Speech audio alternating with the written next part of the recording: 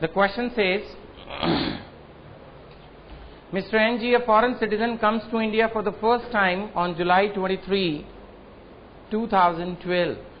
On September 26, he leaves India for Sri Lanka, comes back January 10, 2013. January 19, he left for Sri Lanka again. Decide his residential status for assessment year 13-14. Now आना जाना लगा हुआ है, तो इसमें जो main point है इस क्वेश्चन में वो मेनली क्या है, सिर्फ एक ही पॉइंट है. क्या है वो? Comes to India for the first time. एक तो ये रेलेवेंट है इसके अंदर, बट मेन जो पॉइंट जिसके ऊपर प्रैक्टिस कराई जाएगी इस क्वेश्चन में वो क्या है, that both day of arrival and day of departure shall be included. ठीक है, both day of arrival and day of departure shall be included. So now will take up question number 13. So stay in the financial year 12-13. That is the main thing. So he is from 23rd July to 26th September 12, and then 10th January 13 to 19th January 13. That is the status. That's all. The question is talking about this much only. He is in India between this period and this period. I have told you again and again that we have to include both day of arrival and departure. So now 23rd July वाला जो हमारा month है, इसमें he is in India for 8 days. 9? Sure. 22 minus करेंगे 32 में से, 31 में से 22 गया, हाँ 9 days. So July is equal to 9. Then August and September is equal to 26. So total 66.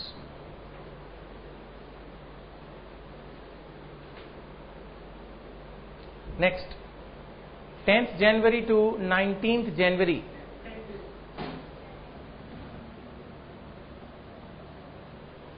Hmm. 10 days.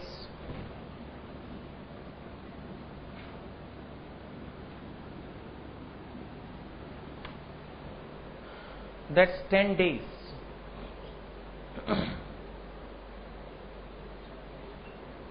Is it okay? So the total presence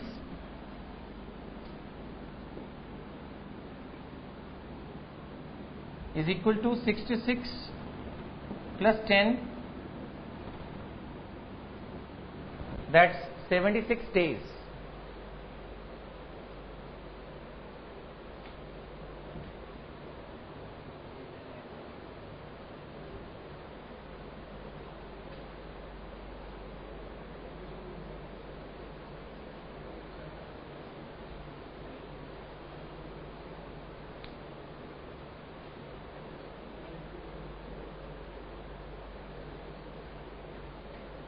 clear?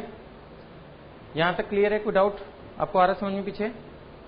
तो 76 days का मतलब हो गया कि that first basic condition is not satisfied. The first basic condition is not satisfied. As far as the second basic is concerned, second basic में जो first part था 60 days वाला, दैट इज सेटिस्फाइड. बट जो 365 days in last 4 years था, that is not satisfied. But the second basic में जो दो बातें हैं वो दोनों एक साथ होनी चाहिए, वो नहीं पूरी हो रही हैं. सो इसलिए this condition is also not satisfied. So as no basic satisfied,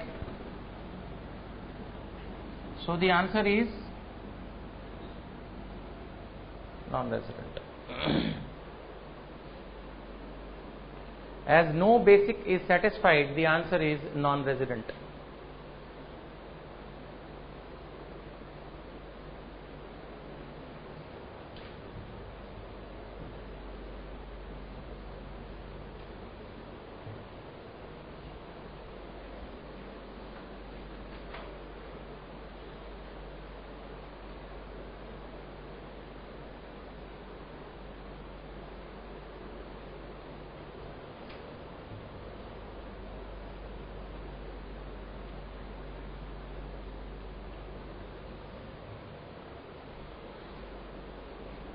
ठीक है, now we can proceed.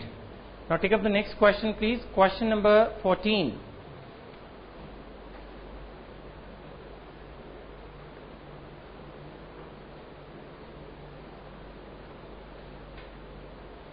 Question number 14, it says, NG, a foreign citizen, not being a person of Indian origin, leaves India for the first time in last 10 years on November 28, 2010. जब question पढ़ें तो उसी वक्त ये alert होना चाहिए question किस दिशा में जा रहा है. तो लास्ट 10 ईयर से भाई साहब यहीं थे. अगर 10 ईयर से यहीं थे तो इतना तो मेरा मन तुरंत कैलकुलेट कर लेगा. पेपर पे तो मुझे सारा अभी शो करना है कि लास्ट 10 ईयर्स में से 2 में रेजिडेंट चाहिए था, वो तो हो गया. जब 10 साल से यही है तो 2 में तो निकल ही गया.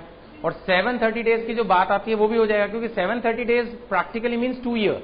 365 and 365 is equal to 730 days. तो अगर 10 साल से यहीं थे तो उस फेज में जो रेलेवेंट हमारा फेज है तो वो एडिशनल कंडीशंस तो सेटिस्फाई हो गई इस क्वेश्चन में. दिख रहा है हमें ऐसा अपेरेंटली. रेजिडेंशियल स्टेटस के क्वेश्चन को फर्स्ट टाइम में अगर एकदम ध्यान से पढ़ लोगे तो बच जाओगे. कैलकुलेशन नहीं होती इसमें, कोई मैथमेटिक्स नहीं है ये. Now during the calendar year 2011 he comes to India on October 1 for a period of 50 days. चलो 50 का मतलब ये हो गया कि 60 भी नहीं है. इससे बिना क्वेश्चन आगे पढ़े यहां तक ये भी क्लियर हो रहा है कि 11 में 50 दिन हैं. ले देके 50 बोले तो 11-12 नॉन रेजिडेंट. एम आई राइट? क्योंकि मिनिमम 60 डेज तो हमें हर साल में चाहिए ही चाहिए. वो इसमें दिख नहीं रहा तो नॉन रेजिडेंट पक्का होगा ये 11-12. आगे बढ़ो. हाँ जी, हाँ. ना ना ना ना ना ऐसा नहीं होता, आप भूल रहे हो. अभी हमें निकालना तो 12-13 फाइनेंशियल ईयर का ही होता है, लेकिन एडिशनल कंडीशंस ये वो के चक्कर में पिछला सारा सॉल्व करना ही पड़ता है. तो हमें तो पूरा सॉल्व करना है ना. फिर वही वाली बात है कि भाई ऐसा तो है नहीं कि मैं सिर्फ एक टू दी पॉइंट सॉल्व करना है, 1 पॉइंट क्वेश्चन है. आंसर तो पूरे ही सॉल्व करना पड़ता है. So during the calendar year 12 he does not visit India at all, no problem, but comes to India on January 10. जनवरी 10 का मतलब 2.5 महीना से ऊपर हो गया करीब. देखिए क्वेश्चन तो अभी हम प्रॉपर सॉल्व करेंगे, लेकिन मैं जो चाह रहा हूं वो ये कि रेजिडेंशियल स्टेटस का भी ये सिर्फ आप ढंग से पहला दूसरा क्वेश्चन ही कर रहे हो. अभी तो प्रैक्टिकल अभी बहुत क्वेश्चंस करने हैं आपको आज ही. तो अपने को क्या एक हैबिट डेवलप करनी है कि हम क्वेश्चन को अंडरस्टैंड कर सके क्वेश्चन किस दिशा में जा रहा है. जैसे मैंने कहा 2010 में वो गया 10 साल के बाद, तो इसका मतलब एडिशनल सेटिस्फाई होती दिख रही है. 11 में सिर्फ 50 दिन बता रहा है, नॉन रेजिडेंट दिख रहा है. 12-13 में जनवरी 10 2.5 महीना आ गया. सिंपल माइंड भी कैलकुलेट कर सकता है 2.5 महीना का मतलब 60 दिन से ऊपर होता है. यानी इसमें वो पिक्चर खड़ी हो जाएगी हमारी. बाकी जो होगा अभी देखना पड़ेगा. Is it clear? So we have understand the question. Now अब इसको हम सॉल्व करेंगे. Question number 14.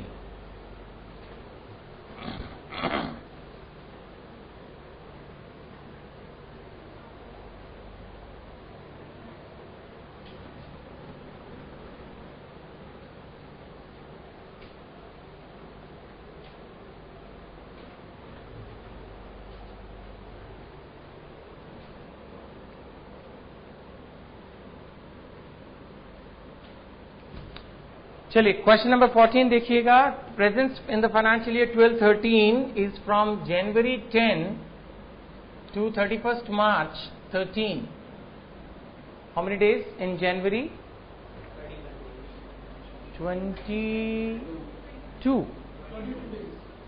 22 in January, 28 in February and 31 in the March. Huh? 81?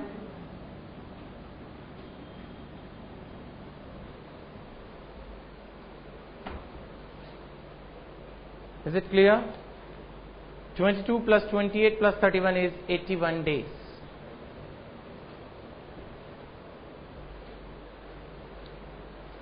यहां तक क्लियर? आगे बढ़ें. नेक्स्ट, इससे पिछला साल पकड़ेंगे अब हम. Financial year 11-12. The question says 11 he comes only on 1st October for 50 days. That means he is clearly giving, so we don't have to mention the period. Clearly we can mention that in 11-12 he is in India for 50 days. Clear? Then he left India for the first time in last 10 years on November 28. That means in financial year 10-11, November 28, 2010 is a part of financial year 10-11. Is it clear? So 10-11 के हिसाब से क्या आएगा इसका? अप्रैल, मई, जून, जुलाई, August, September, October, and November 28. We have to include the day of departure also.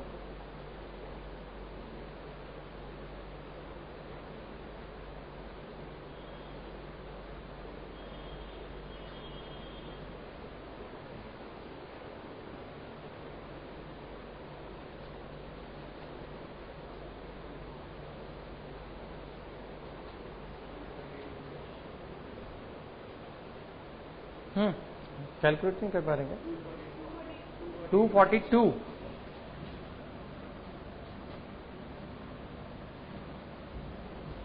Next is financial year 9-10 and before.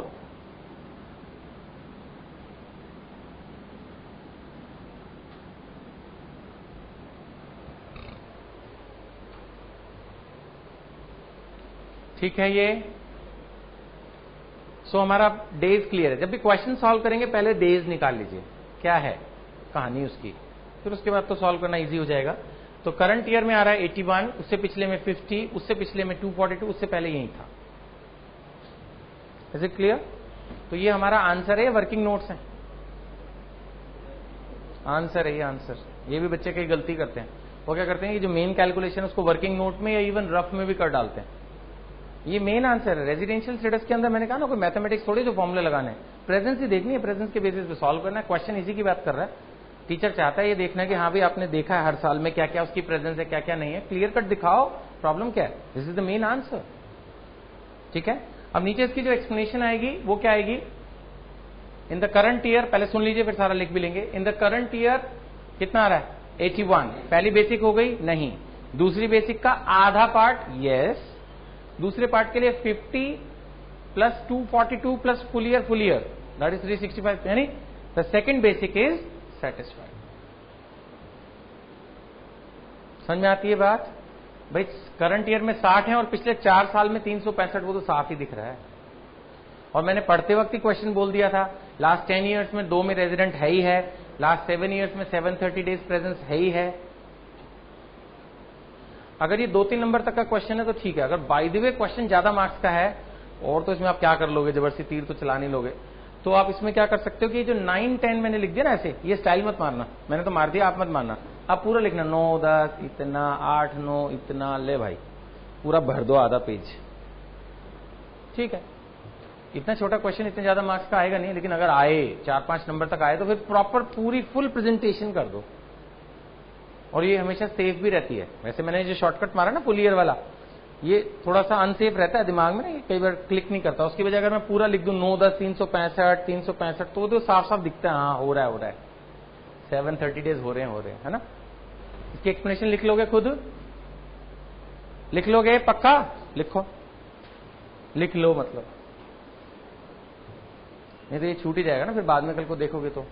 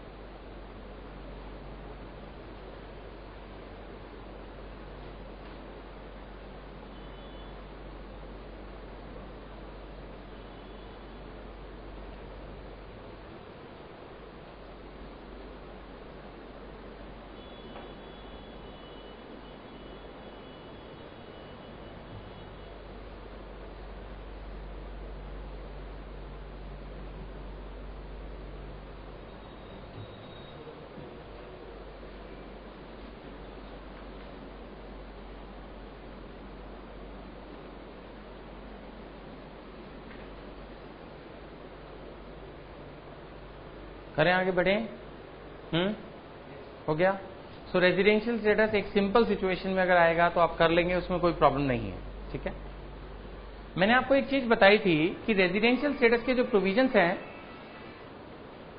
उसके हिसाब से, residential status के जो प्रोविजंस हैं उनके हिसाब से अगर आप रेजिडेंट हैं तो आपकी वर्ल्ड वाइड इनकम टैक्सेबल है। ये बताया था मैंने आपको। If you are resident of India means if your ROR then your world wide income is taxable. और ROR बनने के लिए सपोज मैं हूं, कभी इंडिया से बाहर गया नहीं, करेक्ट, तो मुझे ROR बनने के लिए किसी भी फाइनेंशियल ईयर में कितने दिन चाहिए होते हैं? 60।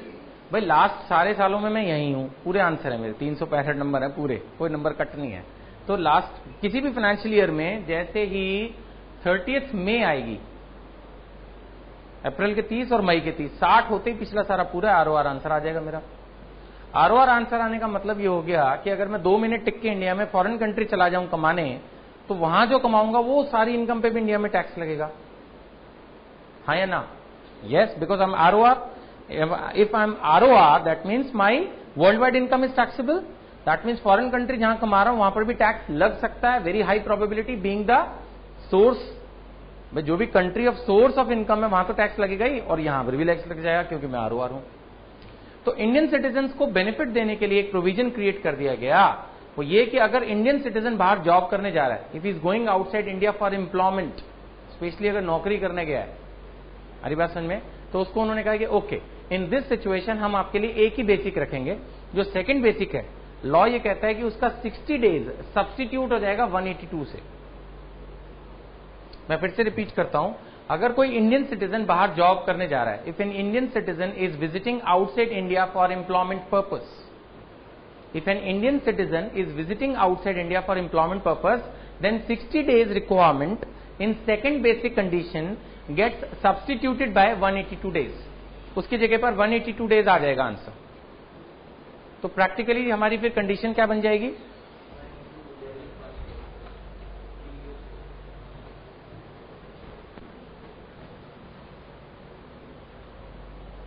मैंने आपको सिचुएशन क्या बताई है? दोनों बातें होनी चाहिए, एक बात से काम नहीं चलेगा। पहली बात क्या बताई? Indian citizen. अगर क्वेश्चन में कोई बताया नहीं क्या है क्या नहीं, तो आप अज्यूम कर सकते हो इंडिया में पढ़ रहे हो, इंडिया का पेपर दे रहे हो, ठीक है जी, इंडियन सिटीजन ही होगा। अगर question is silent, question is only saying mister A went outside India for employment, कुछ नहीं बता रहा क्वेश्चन की इंडियन सिटीजन है कि फॉरेन है, तो by default you can definitely assume that he is an Indian, no problem. But question के अंदर अगर क्लियरली फॉरेन सिटीजन है तो ये प्रोविजन अप्लाई नहीं होगा। सो दो बातें होंगी तब ये प्रोविजन अप्लाई होगा। पहला कि Indian citizen plus going outside India for employment, दोनों बातें एक साथ होनी चाहिए। Indian citizen going outside India for employment, अगर ये दोनों बातें पूरी हैं तो फिर क्या होगा? आपकी फर्स्ट बेसिक है 182 डेज और दूसरी हो जाएगी 60 days will be substituted by 182 plus 365 in the last 4 years, और इन दोनों में से कोई भी एक पूरी होनी चाहिए, correct? That means for all practical purposes, for examination purposes and for all other purposes this condition gets deleted. कोई रेलेवेंसी नहीं है ना इस बात की, तो only the first condition will apply. Practically फिर दूसरी तो बेकार ही होगी ना, उसका कोई यूज बचा नहीं। सो आप लिख सकते हैं, मतलब एग्जाम में अभी आप सुन सकते हैं ध्यान से, कि in case an Indian citizen is leaving India for employment purpose abroad, then 60 days get substituted by 182 days. So practically only first basic condition is applicable. यानी एक ऐसा देखा जाए तो ये क्वेश्चन सॉल्व करने के लिए अगर आपको ध्यान आ जाए तो और भी इजी हो जाता है। सिर्फ 182 देखा, काम खत्म। इसका मतलब अगर मैं जून के महीने में जाऊं, जून का महीना मतलब मई 60, 30 और 61 क्रॉस हो चुके हैं।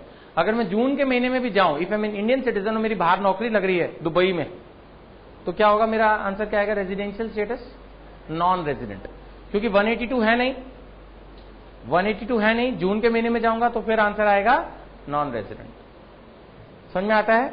जुलाई में जाऊंगा तब नॉन रेजिडेंट, अगस्त में नॉन रेजिडेंट, सितंबर की डेट देखनी पड़ेगी क्योंकि सितंबर में छठा महीना होता है, छठा महीने में कहीं आखिर में जाके वो 182 आ जाता है।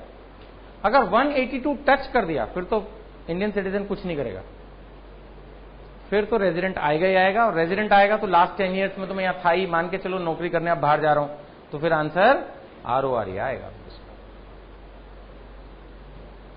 क्लियर है प्रोविजन 100%? अब इसमें कुछ छोटे छोटे पेंच होते हैं, पेंच। एम्प्लॉयमेंट क्या हुआ जी? तो इसमें 3-4 सिचुएशंस आती हैं ऐसी अलग अलग अलग अलग।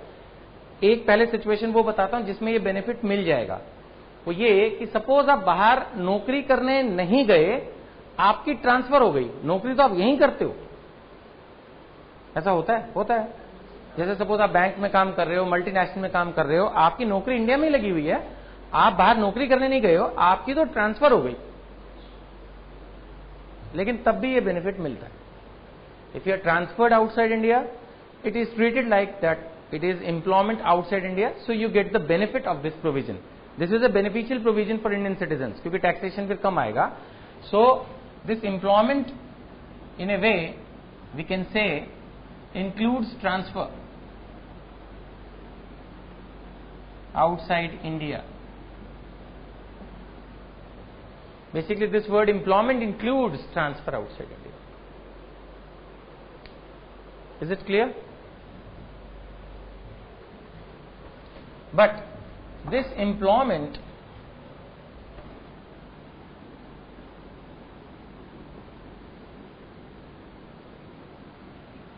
does not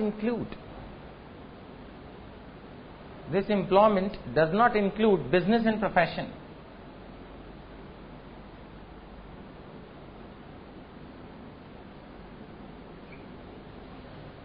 मीन्स अगर आप बाहर बिजनेस या प्रोफेशन के लिए गए हैं, मीन्स प्रोफेशनल में जैसे आप समझ सकते हैं कोई भी चार्टर्ड अकाउंटेंट आप समझ सकते हैं, कोई भी प्रोफेशनल जैसे होता है अलग अलग, अगर आप बिजनेस या प्रोफेशन के लिए बाहर गए हैं तो ये प्रोविजन अप्लाई नहीं होगा। Means this is talking about job. Now I can qualify this word employment as job.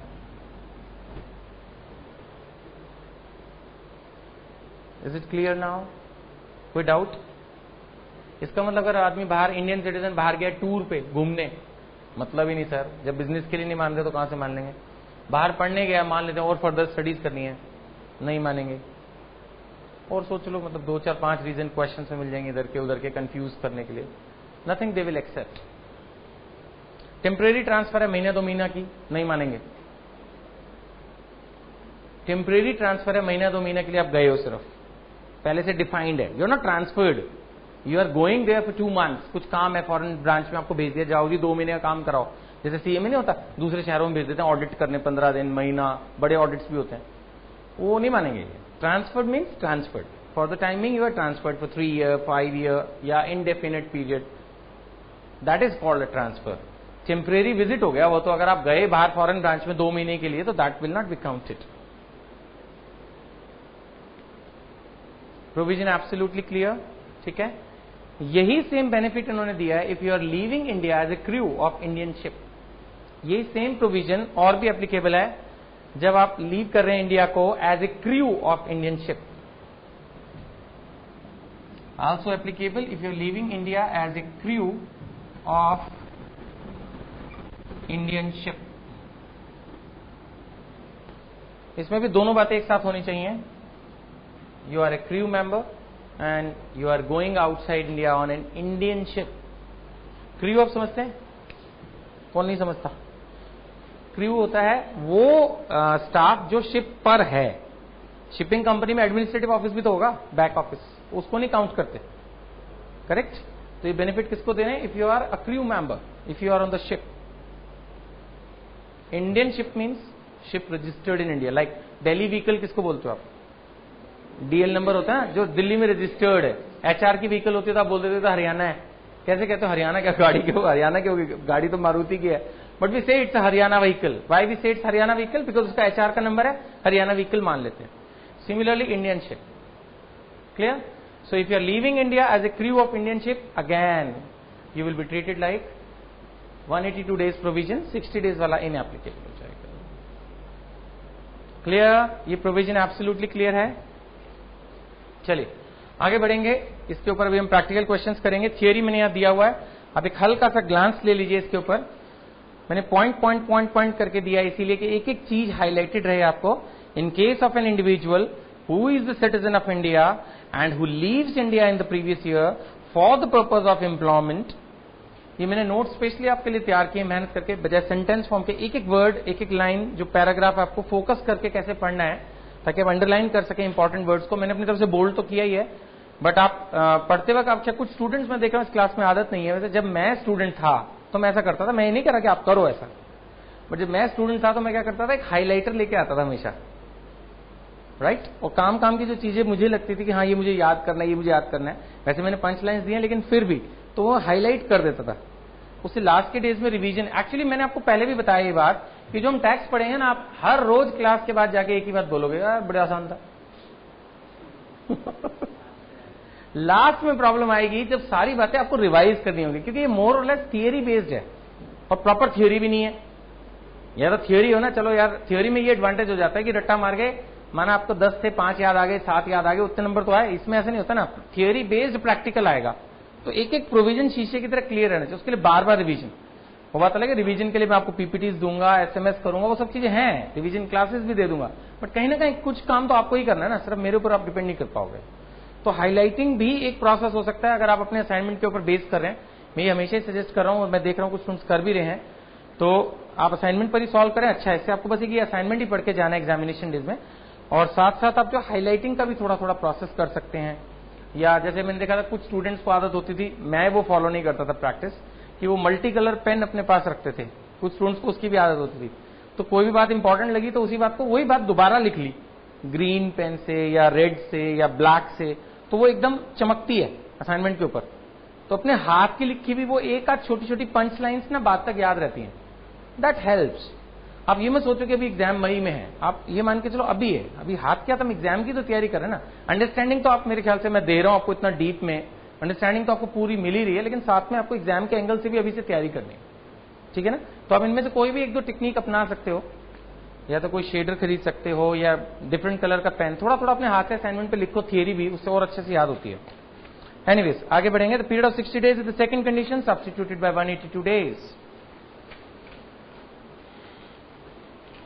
Page number 7 पे टॉप पे दिया है मैंने, similarly in case of members of crew of an Indian ship who is citizen of India and leaves India 60 days substituted by 182 days। मैंने अपनी तरफ से punch line कर दी है, leaves India for doing job और as crew of Indian ship. So I have done my part, you should also do your part, that will help. Clear? आगे बढ़े। ये एक तरह से जो मैंने नॉर्मल प्रोविजंस बताए थे उसकी फर्स्ट एक्सेप्शन थी। नॉर्मल प्रोविजन क्या बताया मैंने, 182 days या 60 हो, लास्ट 4 ईयर में 365 तो रेजिडेंट मान लेंगे। उसकी पहली एक्सेप्शन थी, जाने की बात कर रही थी। अब एक आने की बात करती है, दूसरा उल्टा प्रोविजन है, when a person is visiting India, coming to India, उसके बारे में प्रोविजन क्या कहता है।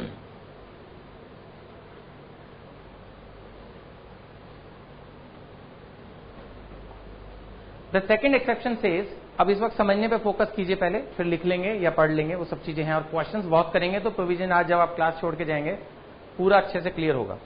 तो इंडियन सिटीजन, या हम बात कर रहे हैं, और पर्सन ऑफ इंडियन ओरिजिन,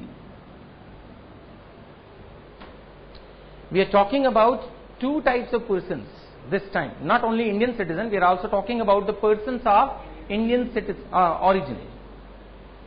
हम बात कर रहे हैं इंडियन सिटीजन या पर्सन ऑफ इंडियन ओरिजिन की, उनके लिए प्रोविजन है। इंडियन प्रोविजन, जो पर्सन ऑफ इंडियन ओरिजिन है, इसका सेक्शन अगर आप याद कर लें तो ठीक है, नहीं तो इतना इंपॉर्टेंट नहीं है। It is about explanation to section 115C clause E। ये कोई इतना इंपॉर्टेंट नहीं है, अगर आप याद रख लें तो ठीक है, नहीं तो नहीं। क्या कहता है ये पर्सन ऑफ इंडियन ओरिजिन कौन है?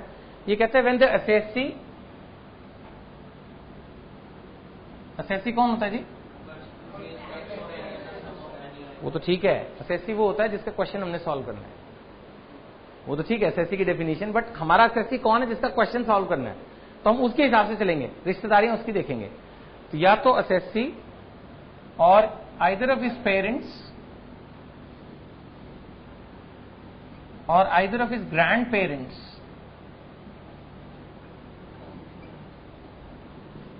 born in undivided India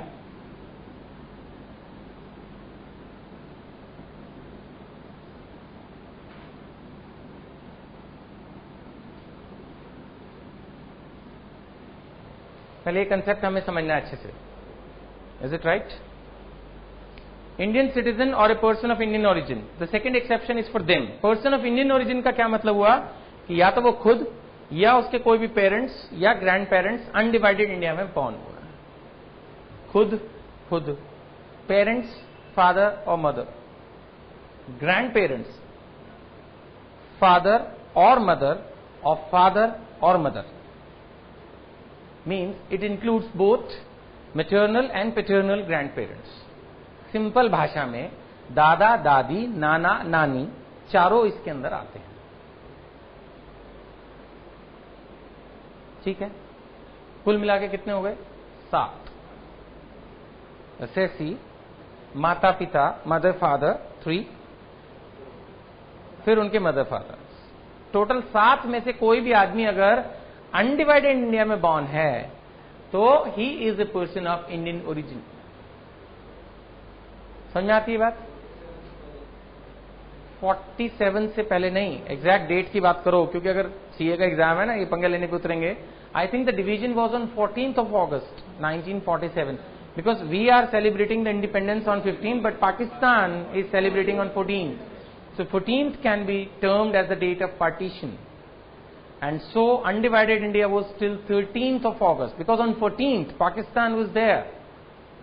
So my knowledge says on 14th of August तो divide हो गया India. So undivided India means up to 13th August 1947. Clear? यहां पर आप ये समझ लीजिएगा 7 आदमियों की बात कर रहा हूं, 8वां नहीं चलेगा. Clear? कंफ्यूज करने के लिए दे दें ब्रदर सिस्टर, और भी तो होते हैं, जैसे मैंने कहा माता पिता, तो फिर चाचा ताऊ भी होते हैं, brother of father. Don't be confused, they are specifically talking about these 7 people. बात समझ में आ गई? आगे बढ़ूं? नेक्स्ट, अनडिवाइडेड इंडिया आपको क्लियर हो गया. अब आमतौर पर जो बच्चा एरर करता है, जो मेरा एक्सपीरियंस कहता है क्वेश्चन सॉल्व करते वक्त, उसको ये समझ में आता है undivided India means Pakistan Sri Lanka या पाकिस्तान और ये आपका बांग्लादेश. इंडिया को भूल जाता है वो, उसको लगता है अनडिवाइडेड इंडिया की बात की थी. अनडिवाइडेड इंडिया में इंडिया नहीं था क्या? अगर क्वेश्चन में दिल्ली दे दिया जाए, वॉज बॉर्न इन दिल्ली, वो सोचता हो नहीं ये तो बेकार है. प्लीज, जो मैं समझा रहा हूं समझ में आ रहा है क्या? गलती हम कहां करते हैं, जो क्वेश्चन अनडिवाइडेड इंडिया की बात करता है तो हम ऐसा सोचते हैं कि अनडिवाइडेड इंडिया का मतलब पाकिस्तान और बांग्लादेश की बात हो रही है. Undivided India includes India. India में भी तो बॉर्न हो सकता है, जरूर कोई बाहर ही होगा. हाँ, कराची लाहौर दिया हो क्वेश्चन में तब भी ठीक है, ढाका दिया होगा तब भी ठीक है. बात समझ में आ रही है? लेकिन अगर माना आगरा दिल्ली मुंबई कोलकाता कुछ भी दिया होगा तब भी चलेगा. It's all undivided India. Clear है? इस बारे में कोई डाउट नहीं है? नेक्स्ट, हम में से कौन कौन पर्सन ऑफ इंडियन ओरिजिन है? सारे हैं. क्या हम अनडिवाइडेड इंडिया में बॉर्न है? नहीं. पेरेंट्स हैं? नहीं.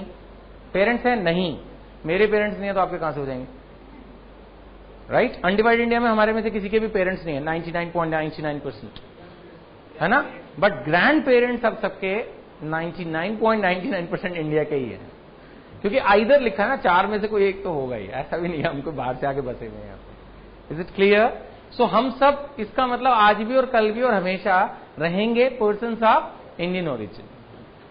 तो ये जो प्रोविजन हम पढ़ रहे हैं ये हमेशा हमारे को बेनिफिट देगा, because will always remain persons of Indian origin because of our grandparents. ठीक है? इसका मतलब ये कंसेप्ट और कुछ सालों के बाद वैनिश हो जाएगा. एज सच यस, क्योंकि ना तो हम हैं बॉर्न इन अनडिवाइडेड इंडिया, ना हमारे पेरेंट्स हैं. कल जब वो ग्रैंड पेरेंट्स बन जाएंगे, ऐसा धीरे धीरे ये कंसेप्ट खत्म हो जाएगा.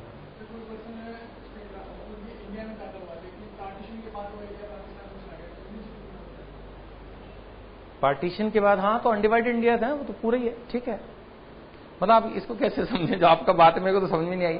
आपने कहा कि वो पहले इंडिया में बॉर्न हुआ और उसके बाद वो बाद में पाकिस्तान में एरिया चला गया, तो सारा पाकिस्तान पहले इंडिया ही तो था, तो वो तो सारा ही एरिया वही है. कराची लाहौर क्या है?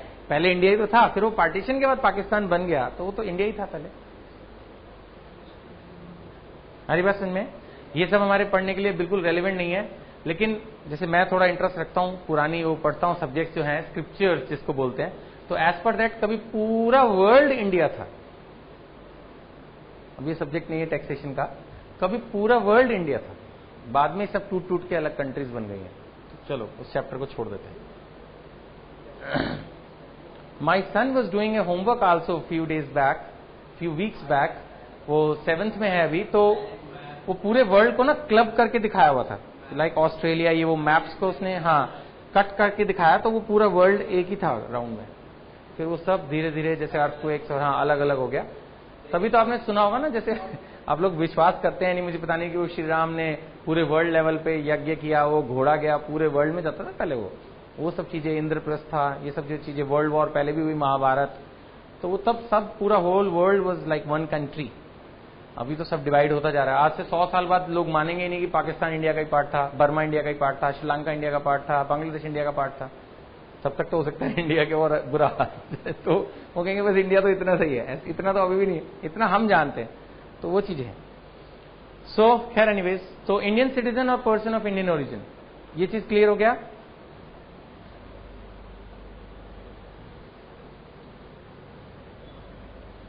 क्या कहता है प्रोविजन? प्रोविजन कहता है इंडियन सिटीजन और person of Indian origin is visiting India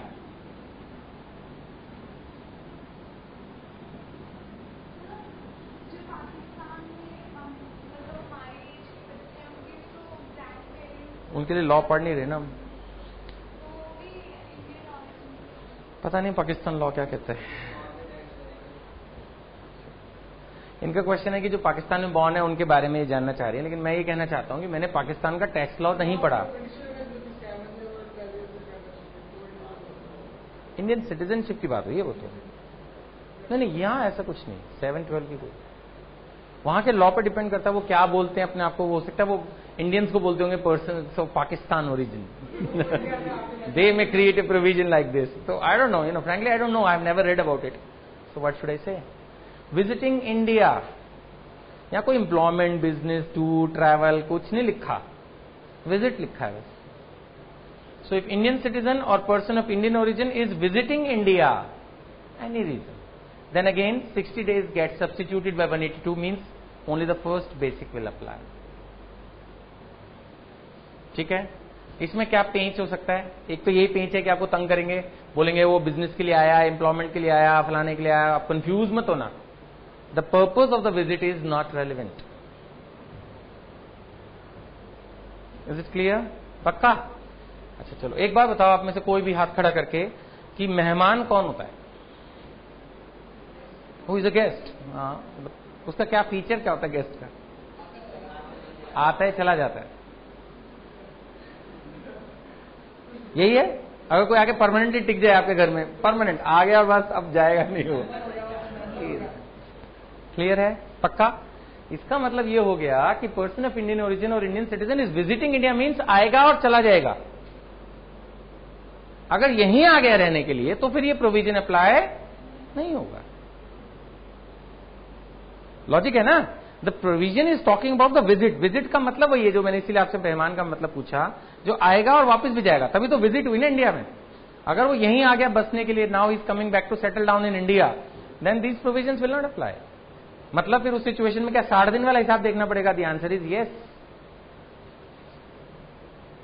मैं फिर से रिपीट कर रहा हूं, अगर इंडियन सिटीजन और person of Indian origin India में विजिट करेगा तो सिर्फ एक बेसिक लगेगी 182 वाली, लेकिन अगर वो परमानेंट आ जाए इंडिया में, यही रहना है जी अब तो मुझे, ऐसा तो होता ही है ना, लोग वापस आके रह ही जाते हैं, या और भी फॉरेनर्स आके यहाँ सेटल डाउन हो जाते हैं। In that situation it is not a visit. As it is not a visit, the provision will not apply, means normal provision will apply. These are the special provision. समझ में आता है?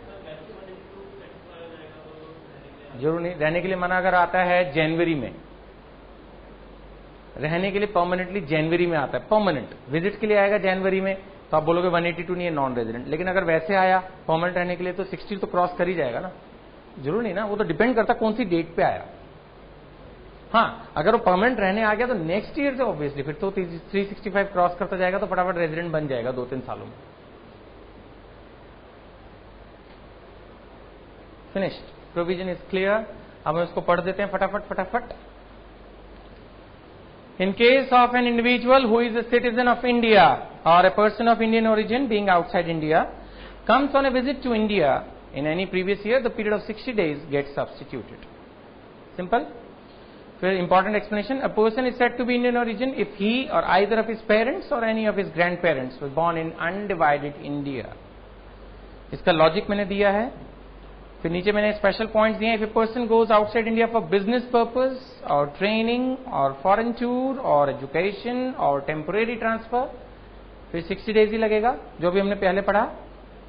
If a person is working in India and then going outside India for managing an overseas branch for a longer और indefinite period, then benefit is available. If a person comes to India for permanent settlement, 60 days condition applies. Place and purpose of stay in India is immaterial.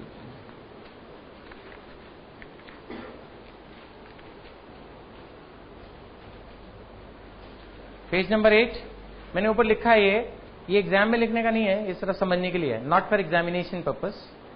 That student must note the difference between the two provisions. The first benefit is only for Indian citizens, while the second one is also for the persons of Indian origin.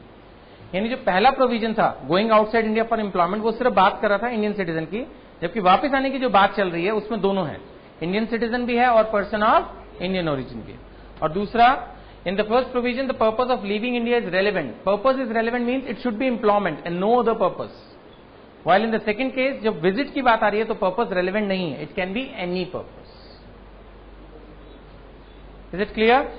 Now will take up the question number 16।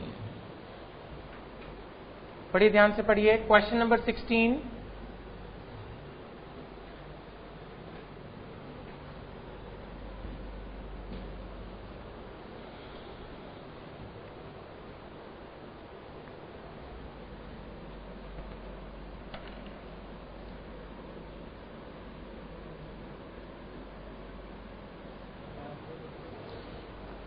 says, NG, an Indian citizen who is appointed as senior officer by the government of USA. Indian citizen appointed as senior officer by the government of USA leaves India for the first time. एक चीज हमेशा ध्यान रखना, जब भी question paper में first time मिल जाए तो एकदम शांत। फर्स्ट टाइम गया मीन्स पीछे का तो सारा हिसाब क्लियर है इसका। He is leaving India for the first time on September 25, 2011. Okay. Now during 12-13 he comes to India for 176 दिन बता रहा है, मीन्स विजिट हो रहा है।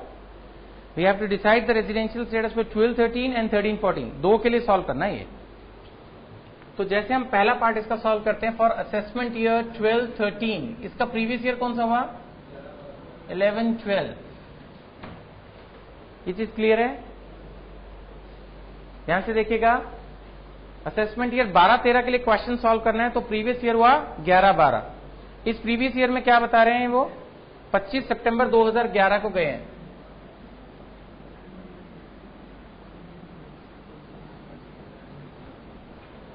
September 11, अप्रैल, मई, जून, जुलाई, अगस्त एंड September.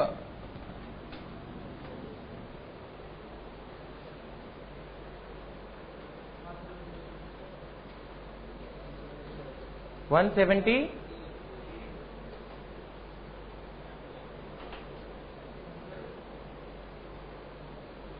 8 आना चाहिए, 178।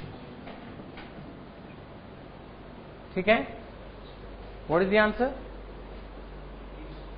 पहले सारा समय यही था, ये ध्यान रखना।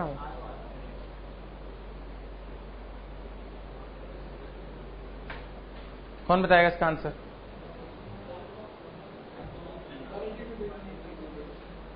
The correct answer is NR। यही तो बात है इसमें। अरे वो इंडियन सिटीजन है, एम्प्लॉयमेंट के लिए बाहर जा रहा है, मिनिमम चाहिए 182, 60 वाली भूल जाओ। इस क्वेश्चन में 60 वाली कंडीशन अप्लाई नहीं होगी ना, is Indian citizen going outside India. अब प्लीज भगवान के लिए अभी कंफ्यूज मत हो, अभी तो पढ़ाया, फिर वही बात आएगी जब 1000 प्रोविजन पढ़ा के बीच में ये क्वेश्चन एग्जाम में आएगा तो कैसे याद रहेगा? अभी तो पढ़ाया, अभी आप भूल रहे हो। जागो जागो गिरधर जागो। तो अभी क्या है, Indian citizen going outside India for employment, तो मिनिमम रिक्वायरमेंट इज 182। तो आप लिखेंगे as he is an Indian citizen leaving India for employment. लिख लो ये सेंटेंस, एक बार लिखवा देता हूं, फिर बाकी क्वेश्चंस में नहीं लिखूंगा। As he is an Indian citizen, as he is an Indian citizen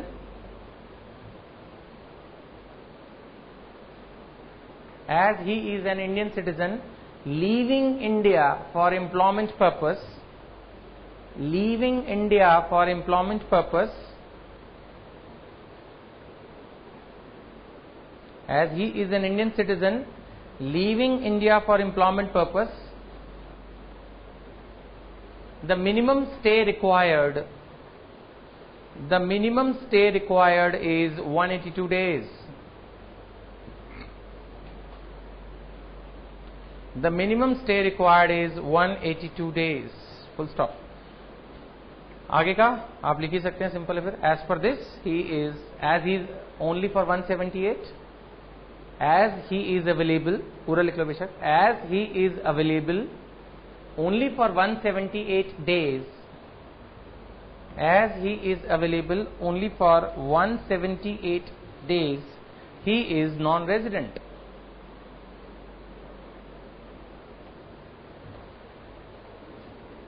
Is it clear? Pakka? Next. Now the question is also talking about assessment year 13-14 and the previous year is 12-13, and the question is clearly giving that the stay is 176 days. इस बार आपसे calculation कराया नहीं उसने। In the previous year 12-13, which is again relevant for us for solving the question, he is in India only for 176 days. इसका भी लिख लो एक बार। He is an Indian citizen. Second part of the question, he is an Indian citizen. He is an Indian citizen and visiting India. He is an Indian citizen and visiting India for less than 182 days, and he is visiting India for less than 182 days. ठीक है, he is an Indian citizen and is visiting India for less than 182 days, so he is non-resident for assessment year 13-14. So he is non-resident for assessment year 13-14 as per provisions of section 6 subsection 1. As per provisions of section 6 subsection 1. Additional conditions जो बताई थी मैंने, last 10 में से 9 में resident हो, last 7 में 730 days present हो, उसका सेक्शन क्या बताया था? Section 6 subsection 6 clause A, 6A।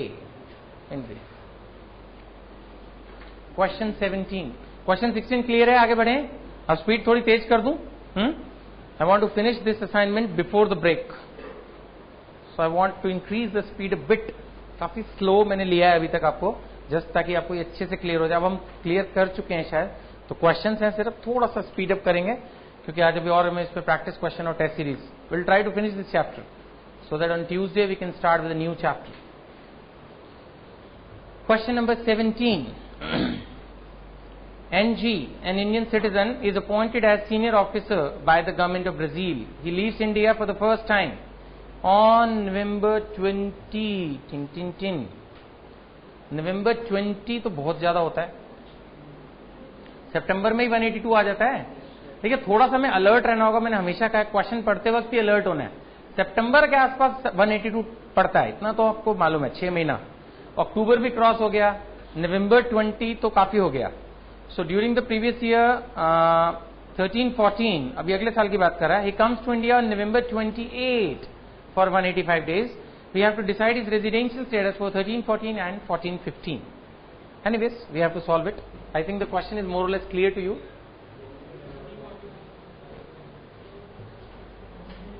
Question number 17. Assessment year 13-14. Previous year 12-13. Stay कितना है? फटाफट कीजिए, बातें नहीं, फटाफट सॉल्व करेंगे। नवंबर 20 तक स्टे बताओ, फटाफट फटाफट। April, May, June, July, August, September, October and November. November 20, 234. Anyone else? 234. That's correct. 234 days. The question says he leaves India for the first time. Last 10 years he is in India, last 7 years everything fulfilled. The answer is ROR. Explanation में आप लिख सकते हैं, as in the last all the years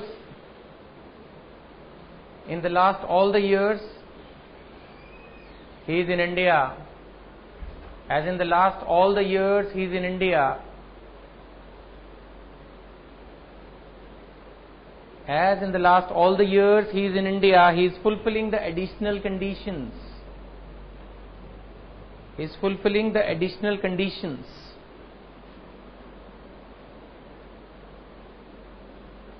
So, residential status for 1314 is ROR.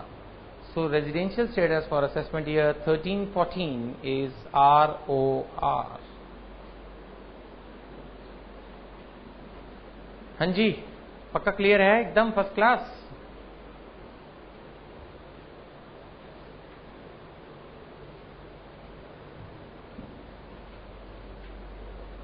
आगे बढ़े। Next, इसी question का second part. अब नेक्स्ट ईयर भाई साहब आए नवंबर 28 को 185 डेज के लिए। What is your answer?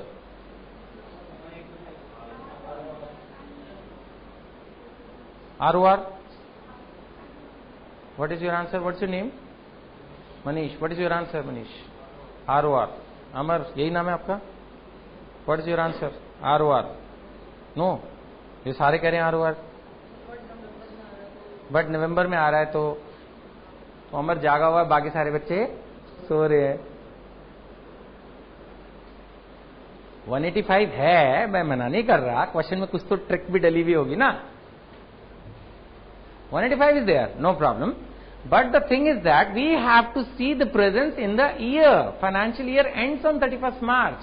He is coming on November 28. नवंबर 28 से काउंटिंग तो मार्च 31 पे रुकेगी ना। Assessment year 14-15, previous year 13-14। 185 is fine, but ये कंफ्यूज करने के लिए दिया हुआ आपको। 28 नवंबर 13 को वो आया है और उसकी प्रेजेंस काउंट होगी 31 मार्च 14 तक। तो नवंबर के 3, दिसंबर, जनवरी, फरवरी एंड मार्च, ये आएगा 120।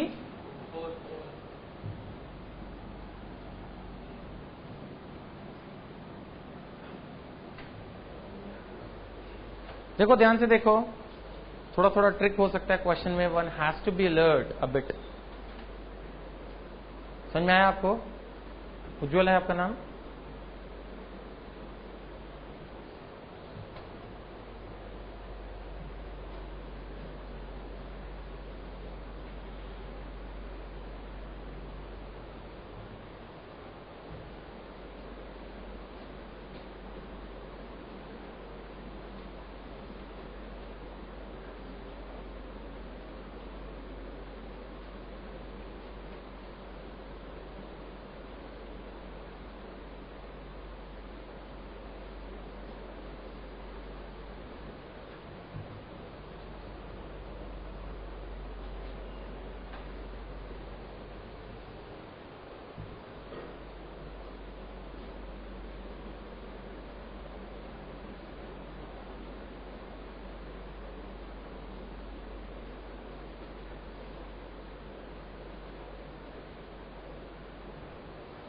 ठीक है, अब समझ में आ गया क्वेश्चन?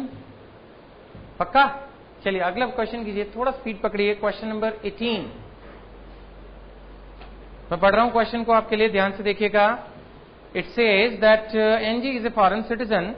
अच्छा, चेंज हो गया तो Now he is talking about the foreign citizen now. Since 91 he comes to India every year in the month of July for 104 days. हर साल 104 दिन. Okay. Find out the residential status. If he is not a person of Indian origin.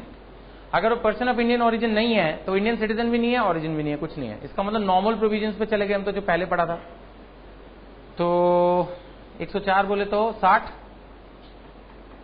182 तो है नहीं, और पिछले 4 में 416 ये भी हो गया. ऐसे करते करते करते पिछले 10 सालों में आ जाएगा रेजिडेंट. बट कहां अटकेगा ये जाके? ये अटकेगा 7 साल में 730 पे अटक जाएगा. ये जो ब्यूटी है इस क्वेश्चन की वो ये है, 728 पे जाके रुक जाएगा. 104 है ना, तो लास्ट 7 ईयर्स का जब काउंटिंग करोगे तो 7 का आएगा 728, 2 दिन से शॉर्ट हो जाएगा. 2 दिन से शॉर्ट होने की वजह से इसका एडिशनल एक गड़बड़ हो जाएगा. एडिशनल गड़बड़ होने से आंसर क्या आएगा? NOR. कर लोगे? करो फटाफट कर दो, 1-1.5-2 मिनट में ब्रीफ में इसको लिख दो. क्वेश्चंस बहुत हैं. मैंने ना जितने भी दुनिया जहान के क्वेश्चन हो सकते थे वो आपके असाइनमेंट में दिए हुए हैं. अभी आपके हाथ में जो है उसमें नहीं है. सेकंड पार्ट अभी आपको ब्रेक के बाद जो मिलेगा. तो क्वेश्चंस मुझे बहुत कराने हैं अभी, तो इसलिए थोड़ा सा फास्ट हो जाओ. हम सीख चुके हैं प्रोविजंस को, तो we can be little faster. तो उसको ब्रीफ में लिख के खत्म करो फटाफट. क्वेश्चन नंबर 18 का पार्ट ए.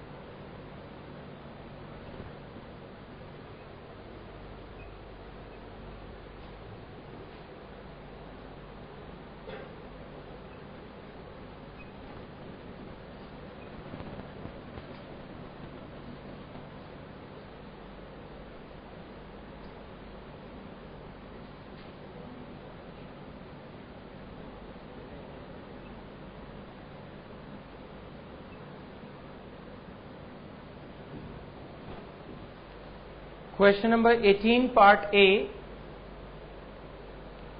इसका ये वाला कंडीशन सेटिस्फाइड है, इसलिए रेजिडेंट है. लास्ट 10 में से 2 में भी रेजिडेंट है, बट 728 आ रहा है लास्ट 7 ईयर्स में. So second additional is not satisfied, hence NOR. This is the brief.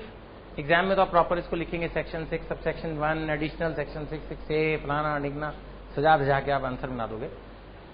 But this is the solution.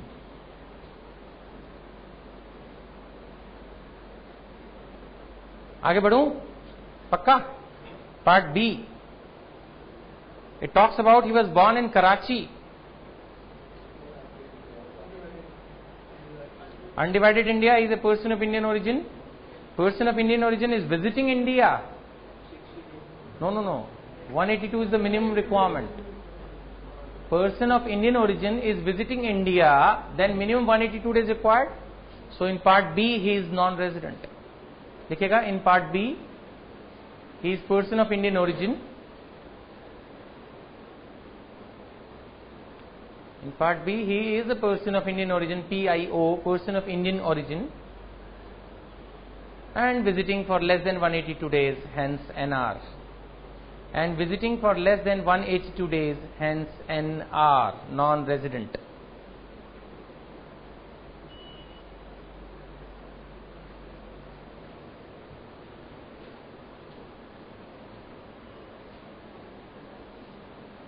आपने क्या लिखा है? Hence NOR. NR बोल रहा हूं मैं, नॉन रेजिडेंट है. Be alert please. Hence NR, non resident. Clear? Third C part. Grandmother of NG was born in Dhaka in 1922. That same. C part में लिख दीजिए PIO. तो उतने से क्लियर हो जाएगा. PIO है तो मीन्स वही ऊपर वाला प्रोविजन अप्लाई हो गया. D. Angie was born in Surat in 1945. Still PIO, person of Indian origin. Means इस क्वेश्चन नंबर 18 में जो लास्ट के 3 पार्ट हैं B, C, D, in all the 3 B, C and D, he is a person of Indian origin visiting India for less than 182 days.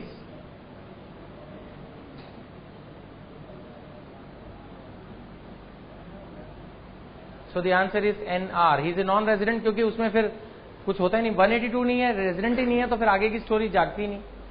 ये मैंने आपको पहले ही बताया कि रेजिडेंट होगा तो ROR NOR देखना, अगर रेजिडेंट ही नहीं है तो चैप्टर फिनिशेस। क्लियर? पक्का पक्का? Question number 19। Assume that he is coming for 110 days. ये सेटिस्फाइड है पहले पार्ट में, इसको क्वेश्चन चेंज कर देते हैं। 19A बन गया ये सेटिस्फाइड है, रेजिडेंट है। अब यहां पर जो है, हाँ, ये 770 हो गया, 770 डेज इन लास्ट 10 ईयर्स। ठीक है। सो सेकंड कंडीशन क्या, फिर बोथ एडिशनल हो गया यहां पर एक तरह से मेरे आंसर में कि दैट बोथ एडिशनल सेटिस्फाइड, तो आंसर है आर। 110 होने से फर्क पड़ जाएगा, वो 2 दिन की जो उसकी मार थी वो खत्म हो जाएगी। 110 होने से लास्ट 7 ईयर्स में 770 आ जाएगा। हमारी रिक्वायरमेंट सिर्फ 730 की है, वो कंडीशन सेटिस्फाई हो जाएगी तो ROR बन गया नीचे, लेकिन वही आंसर रहेगा NR, क्योंकि 110 से हो बिना मिनिमम कितना चाहिए, 182। पर्सन ऑफ इंडियन ओरिजिन होने पर तो 182 चाहिए, 110 से काम नहीं चलेगा। So the only difference is this.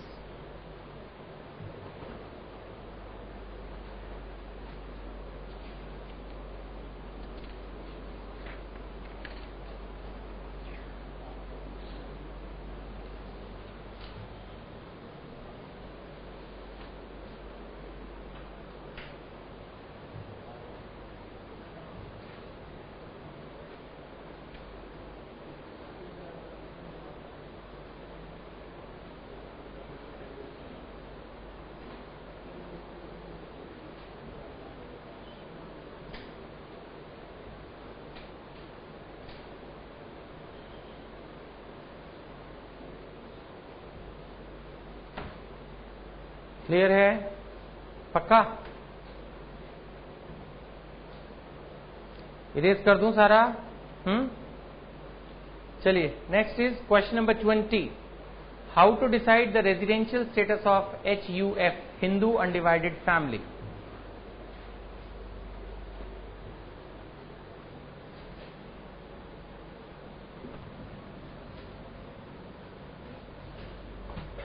Section change हो रहा है, ध्यान से रखिएगा। Residential status of HUF section 6 sub section 2 में डील होता है।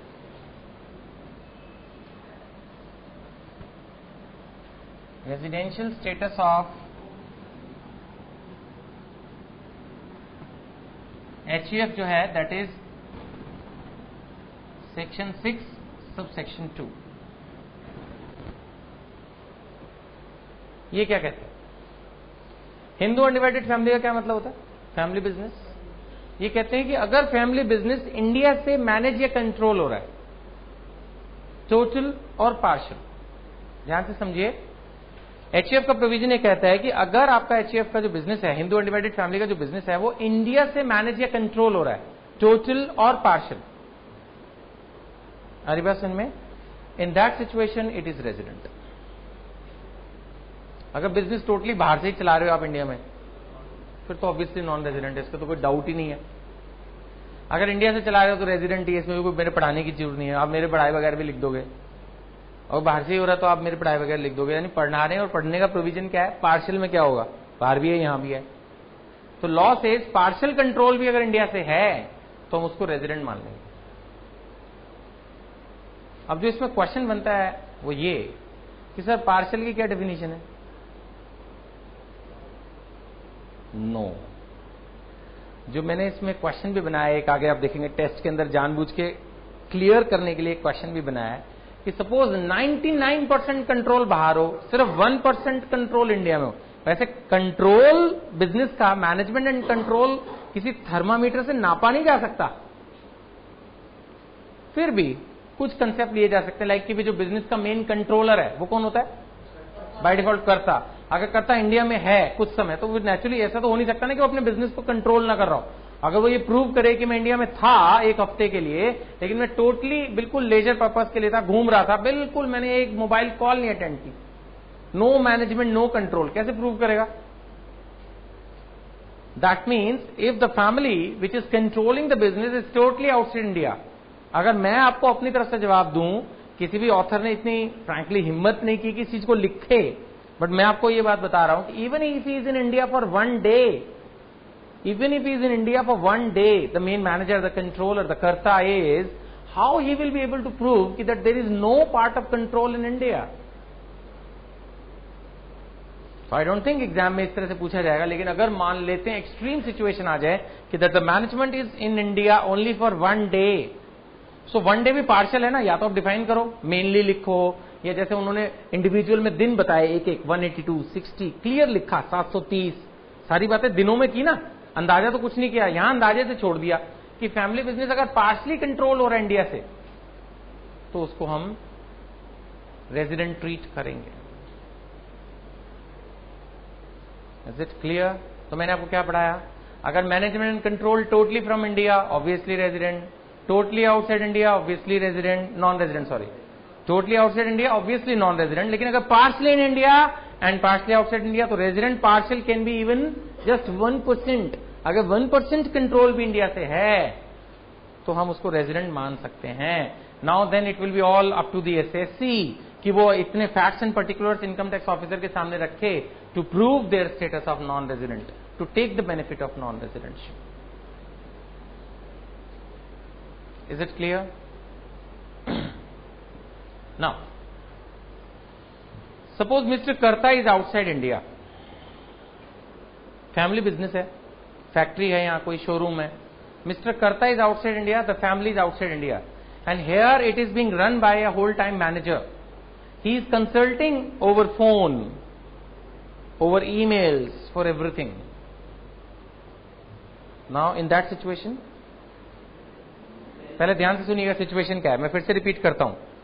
कर्ता बाहरी है, फैमिली बाहरी है, बट यहां उन्होंने एक शोरूम इन्वेस्ट किया हुआ, इंडिया में पैसा डाला हुआ है, हो सकता है ये very much practically possible, family settle outside India, but India में एक शोरूम है, उसको एक होल टाइम मैनेजर अपॉइंट किया हुआ, ऐसा तो होगा ही ना, वो सारी चीजें मैनेज कर रहा है, and he is consulting the Kartas and all others who are outside India.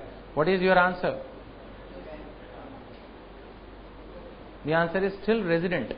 Actually partial control तो फिर भी आएगा ना, क्योंकि ऐसे यही एक्चुअली जो आज तक जो लॉ डिसाइड हुए ना वो यही हुए हैं, केसेस डिसाइड हुए वो यही कहते हैं, कैसे प्रूव करोगे कि इंडिया का बिजनेस आप टोटली बाहर से कर रहे हो? How to prove? बेसिकली ये कहना यही चाहते हैं कि अगर इंडिया में बिजनेस है तो कैसे कंट्रोल हो सकता है टोटली बाहर से? एग्जामिनेशन पर्पज के लिए अगर क्वेश्चन क्लियरली कह रहा है टोटली आउटसाइड इंडिया, बस लिख के एक लाइन चुप हो गया, वो तो फिर आपसे प्रोविजन पूछ रहा है, सेक्शन 6 सब सेक्शन 2 में लिखा क्या है? सेक्शन में तो एक लाइन लिखी, काम खत्म। सेक्शन ने तो लिख दिया अगर इंडिया में रेजिडेंट है, और सॉरी कंट्रोल जो है मैनेजमेंट टोटली पार्शली है तो रेजिडेंट, नहीं तो नॉन रेजिडेंट। सेक्शन तो चुप हो गया, 2 लाइन में खत्म। देखने में पढ़ने में सिंपल लग रहा है, बट इतना सिंपल नहीं है। जहां पार्शियल की सिचुएशन आएगी इतना सिंपल नहीं है। तो जो भी डिसाइडेड केसेस हैं वो इसी तरफ जा रहे हैं कि अगर बिजनेस इंडिया में है तो एसएससी कैसे प्रूव करेगा कि कंट्रोल इंडिया में है ही नहीं, 0% control from India, how to prove it? कैसे बिजनेस चल सकता है बिना कंट्रोल के इंडिया से? मैनेजमेंट एंड कंट्रोल वर्ड लिखा है। What is control, what is management? Who will say? आप बताओ मैनेजमेंट क्या होती है? बिजनेस को मैनेज करना, डिसीजन मेकिंग, क्या प्राइसिंग होगी, कहां डिस्ट्रीब्यूटर होगा, क्या सेल होगी, क्या आफ्टर सेल सर्विस होगी, क्या प्रोडक्शन होगा, मार्केटिंग होगी, एडवर्टीजमेंट होगी, कैसे हो सकता है सब कुछ बाहर से? हाँ, एग्जामिनेशन पर्पज के लिए क्वेश्चन कह सकता है the control is from outside, that's fine. So the practical aspect of this is that HF shall be treated like resident if they are having a business in India. तो इसका मतलब तो फिर ये ऐसे फालतू में पढ़ रहे हैं? नहीं, ऐसा हो सकता है कि बाहर उन्होंने इंडिया में सिंपल बैंक्स में पैसा लगा रखा हो या कुछ इस तरह का हो जहां कंट्रोलिंग मैनेजिंग की कोई बात नहीं है। इन दैट सिचुएशन सिर्फ इनकम आ रही है स्ट्रेट, या प्रॉपर्टी या रेंट पे दी हुई है, उसमें क्या मैनेजमेंट होता है, उसमें क्या कंट्रोल है? ऐसा देखा जाए तो रेंट है, वो हो सकता है टेनेंट सीधा पे कर देता हो, बाहर चला जाता हो, बात खत्म। इन दो situations even though the HUF is having income in India, they may get the status of non resident. तो मैंने आपको दोनों एस्पेक्ट क्लियर कर दिया। This much is not relevant for exam, it is only for knowledge sake. Exam के लिए तो इतना ही रेलेवेंट है कि टोटल पार्शियल कंट्रोल अगर इंडिया में है तो रेजिडेंट, आउटसाइड इंडिया तो नॉन रेजिडेंट। अगर वो डिस्कशन के लिए गए तो जो बातें मैंने बताई हैं, उसे पॉइंट्स दिए हैं, फिर आप थोड़ा बहुत डिस्कशन कर सकते हैं। क्लियर? क्या होना चाहिए तो मैं नहीं बात कर रहा ना, हमें क्या पता क्या होना चाहिए, कोई लॉ थोड़ी क्या होना चाहिए, क्या है उसके हिसाब से स्टेटस क्या होना चाहिए, हम तो ये पढ़ रहे हैं। तो मैं ये कहना चाहता हूं कि अगर बिजनेस इंडिया में है तो कंट्रोल यहां से हो ही रहा होगा ना थोड़ा बहुत, तो कोई होल टाइम मैनेजर होगा, कोई फैमिली मेंबर होगा। कई बार क्या होता है, करता इज फाइन, द क्वेश्चन में से, अगर क्वेश्चन को आपको तंग ही करना हो, ये रियल लाइफ या रियल लाइफ में चले जाए, करता हो सकता है बाहर हो, लेकिन उसका कोई बेटा यहां हो, वो उसको देख रहा हो, वाइफ हो, son in law, daughter in law, some other nephew niece, कुछ और, तो बिजनेस तो हो ही रहा है ना, तब भी कंट्रोल तो हो ही रहा है ना। They may be consulting him, that's fine, but ultimately working is also here. So that is why what I want to say is कि अगर इंडिया में बिजनेस है तो थोड़ा बतेरा कंट्रोल तो हो ही रहा होगा, तो प्रैक्टिकली उसको रेजिडेंट मानना पड़ेगा, ये मैं कहना चाहता हूं। Any question? नो क्वेश्चन, पक्का छोड़ दें इसको। तो एचईएफ के अंदर कंट्रोल एंड मैनेजमेंट के बेसिस पर हमने क्या पढ़ा, अगर टोटल या पार्शियल इन इंडिया है तो रेजिडेंट, और अगर टोटली आउटसाइड इंडिया है नॉन रेजिडेंट, सेक्शन 6। पक्का? नाउ इंडिविजुअल के केस में तो आरओआर एनओआर हमने निकाला था, तो क्या एचईएफ में भी निकालेंगे? The answer is yes, the answer is yes. अब ये आरओआर फिर से एनओआर आरओआर में डिवाइड होगा, रेजिडेंट जो है। अरे बात समझ में? This resident shall be further divided in ROR and NOR.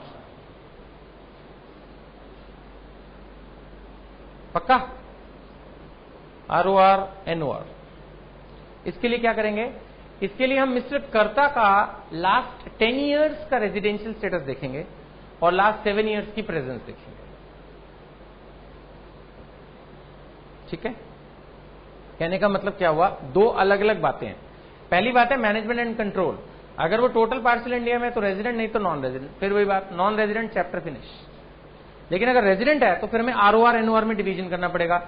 ROR में एनओआर में डिवीजन करने के लिए हमें देखना होगा, अगर मिस्टर कर्ता पहली एडिशनल कंडीशन सेटिस्फाई कर रहे हैं 2 आउट ऑफ 10 इयर्स वाली, और दूसरी एडिशनल कंडीशन सेटिस्फाई कर रहे हैं 730 आउट ऑफ लास्ट 7 इयर्स वाली, अगर दोनों सेटिस्फाइड हैं तो आरओआर, नहीं तो सिंपल, इजी। यानी पहले देखना resident non resident, non resident chapter finish, resident है then see the 2 additional conditions, if the 2 additionals are satisfied then ROR HUF. Any question? मेरे पास एक क्वेश्चन, आपने पूछा नहीं, मैंने पूछ लिया आपके बिहाफ पे। अगर करंट ईयर में वो नॉन रेजिडेंट हो, कौन? कर्ता, बेसिक कंडीशन दोनों ही गड़बड़ा रहा हो, तब सपोज क्वेश्चन कहता है करंट ईयर में मिस्टर कर्ता 25 दिन थे, हाँ पिछले 10 सालों में ये था, पिछले 7 सालों में ये था, तब एचयूएफ का स्टेटस क्या होगा? उसका छोड़ो, ही सेज नॉन रेजिडेंट।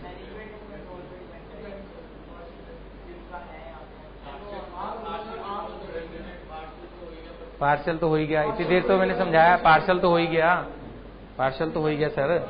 मैं यही समझाना चाह रहा था, ध्यान से सुनो। अब कंसेप्ट क्या है, in the relevant previous year, यानी जिस साल के लिए हम क्वेश्चन सॉल्व कर रहे हैं, for that year residential status of कर्ता इज नॉट रेलिवेंट। जिस फाइनेंशियल ईयर के लिए क्वेश्चन सॉल्व होगा उसमें कर्ता का रेजिडेंशियल स्टेटस रेलिवेंट नहीं है। उस साल में क्या रेलिवेंट है? Management and control. Management and control उस साल का देखते हैं और कर्ता की प्रेजेंस पिछले 10 सालों या 7 सालों के देखते हैं। ये कंसेप्ट है। In the relevant previous year, we have to see only the management and control, and for last 10 or 7 years, as the case may be, we see the presence of karta. समझ में आ गया? That means it is possible. That means it is possible that karta is non-resident NR and HUF is ROR. ये question exam में आ सकता है. Is it possible that karta is NR and HUF is ROR? Yes, it is possible. Suppose पिछले 10 साल से यही था, अभी इसी साल वो गया 20 दिन रहकर यहां, बट 20 दिन में पार्शियल कंट्रोल हो गया. पार्शियल कंट्रोल होने की वजह से HUF रेजिडेंट हो गई. लास्ट 10 ईयर्स में उसकी दोनों एडिशन सेटिस्फाई हो गई. HUF ROR आ सकती है.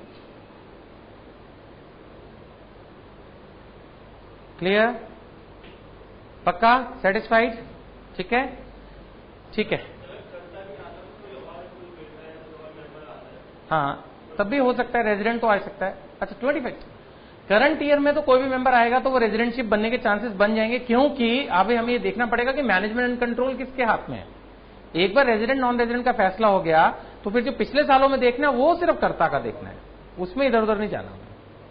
करंट ईयर में तो सारी फैमिली, मैनेजर, इंप्लॉई सबका देखना पड़ेगा. मैनेजमेंट कंट्रोल कौन कौन कर रहा है, everything we have to see. But for last 10 years तो हम बिल्कुल इंडिविजुअल की तरह क्वेश्चन सॉल्व करते हैं, या रियल लाइफ में भी HUF में. Is it clear? चलिए फिर ब्रेक लेते हैं 10-15-20 मिनट का, उसके बाद आगे बढ़ते हैं. Thank you.